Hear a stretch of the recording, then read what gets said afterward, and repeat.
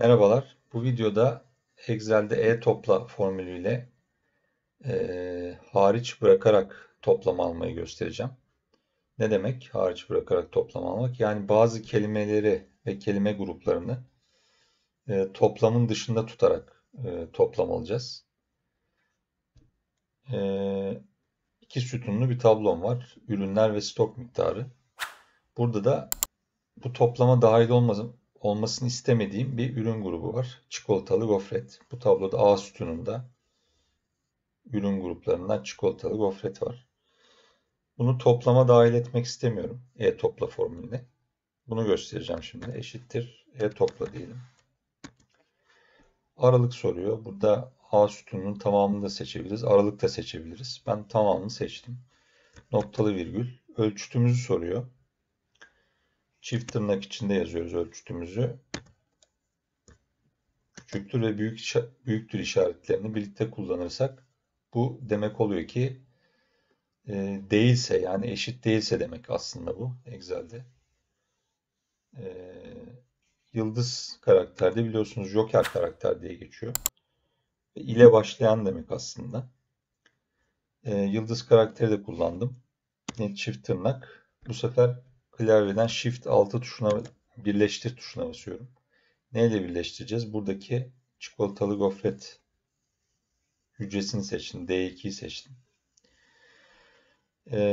Yine Shift ve 6 tuşlarına beraber basıyorum.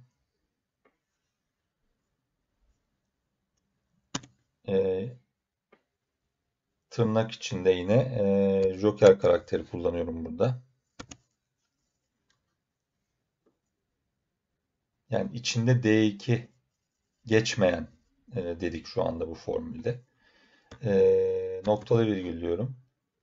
Ve böylece toplam aralığını da seçiyorum. Bunda B sütununun tamamını seçeyim. Aşağıda başka bir şey yoksa. Yokmuş. Kapatalım bakalım. Ne çıkacak? Evet, 6347. Bu şekilde yapabiliyoruz. Bir yöntemi daha var. Onu da göstereyim. O da şuradaki şekilde olacak. Eşittir E topla diyelim yine.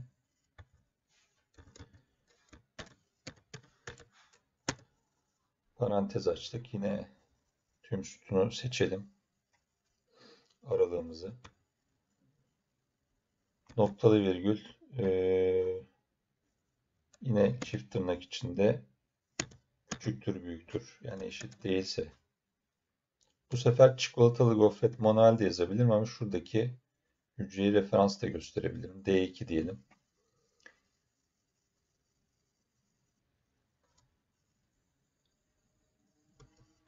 Ya da manuel çikolatalı gofret yazalım.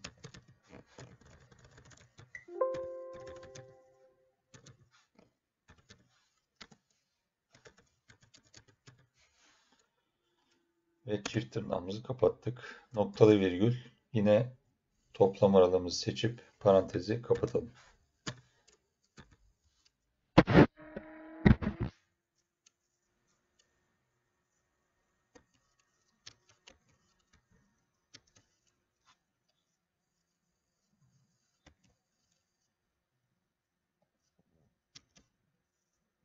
Evet, şurada bir hata oldu.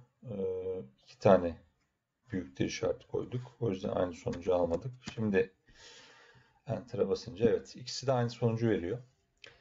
Bu şekilde hem e-topla hem de içinde işte eşit değilse işareti kullanarak ve Joker karakter kullanarak bazı kelime ve kelime gruplarını toplamlar içinde hariç bırakabiliyoruz.